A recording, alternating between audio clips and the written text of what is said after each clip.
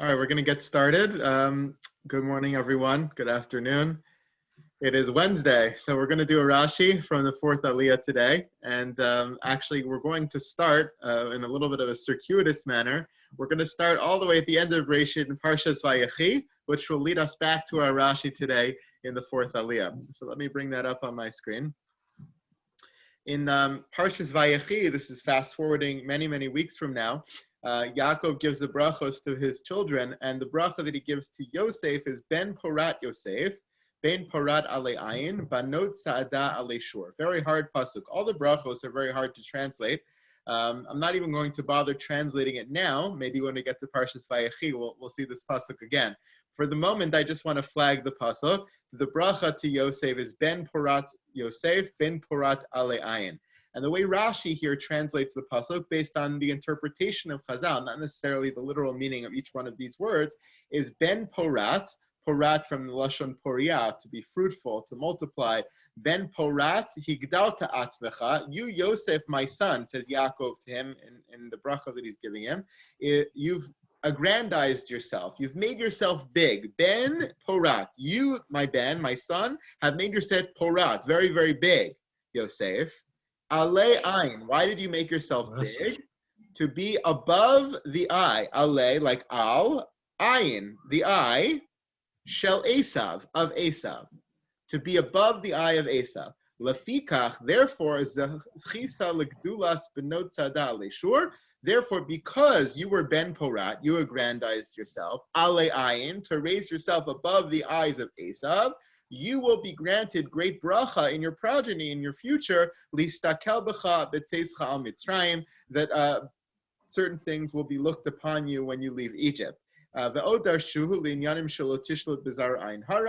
We also learn from this, because he did something to raise himself above the eye of Esav, later his generations will benefit from being protected from the evil eye, from the ayin hara. Lo tishlot bizarro ayin hara. The ayin hara will never have command or control over your progeny. And we see that appear many times in Yosef's life, in Midrashim, and therefore later with his progeny, as Rashi gives the example here, even when he blesses Menashe and Ephraim, he blesses them, v'yidgu laro b'kerev haaretz. They should be like dagim. And dagim are the paradigm of not being controlled by the evil eye, by the ayin hara, because they're underneath the water, and because of their eyes and the structure of their eyes and their eyelids, etc., etc. So there's many themes of anti-ayin hara imagery having to do with Yosef and his progeny as a fulfillment of this blessing. So where did Rashi get this from? What is this whole story of Higdalta Atzmecha Ale Ayin Shel Esav, that you aggrandized yourself above the eyes of Esav? Well, it comes from the fourth Aliyah in our Parsha, our Aliyah from today, and a Rashi over there. So let's go back to our Parsha. Again, our Parsha, we're having the encounter of Yaakov and Esav for the first time. Yaakov makes the many preparations we've talked about over the last number of days, and now finally they're ready to advance to meet Esav. And here's how it goes. First,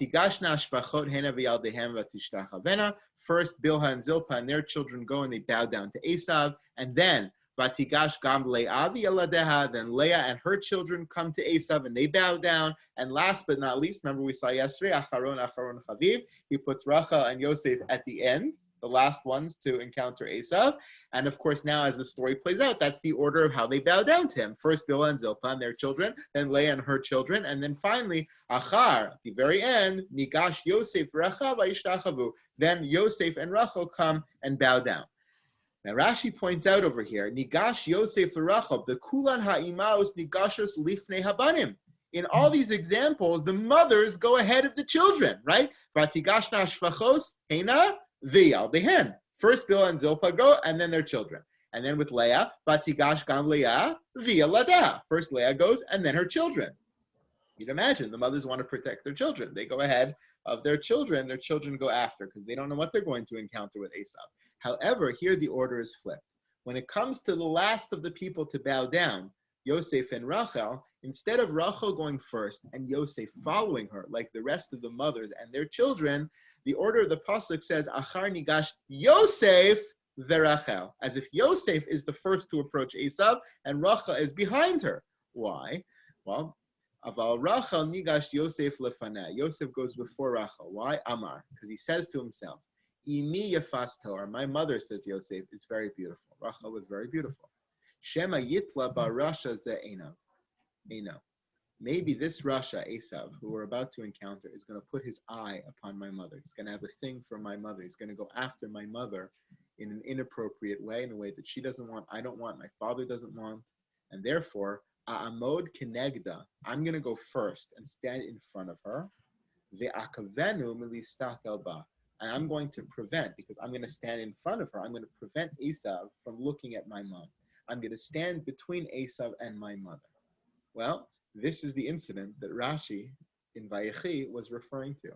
Somehow, because over here Yosef puts himself first, he makes himself big, he stands up really tall, he goes in front of Rachel to prevent the eye of Esav from looking back at his mother, who was so beautiful. He was zochet to many, many wonderful things in his progeny. Of his progeny be protected from the eye of others, from the evil eye of others, from the ayin hara.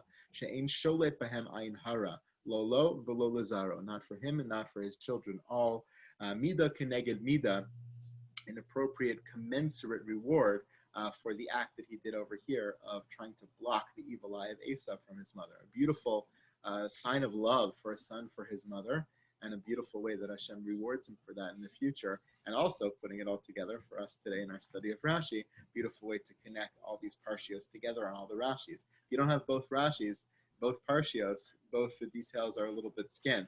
Over here, we understand maybe he did this, but we don't understand the ramifications. If all you had was Vayechi, you'd understand that something Yosef did to aggrandize himself protected someone from an eye, but we wouldn't know exactly what that is without our parsha over here, fourth Aliyah, and the Rashi that we saw today.